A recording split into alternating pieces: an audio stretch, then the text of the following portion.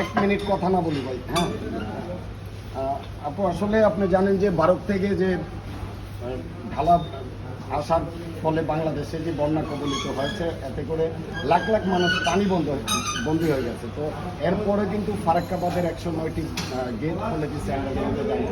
তো এই বিষয়ে আপনার মন্তব্যটা কি একটু যদি বলবেন? ভারতের সঙ্গে আমাদের দুর্ভাগ্য হচ্ছে আমরা প্রতিবেশী বদলাতে পারবো না, আমাদের থাকতে হবে ভারতের পাশে।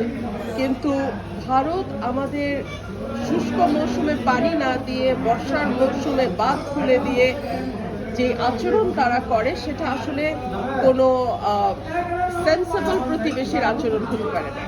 এবং একটা কথা আমাদের খুব পরিষ্কার যে ভারত পানি আটকাতে পারবে না, ফাইন, কিন্তু তারা তো আমাদের জানাতে পারত।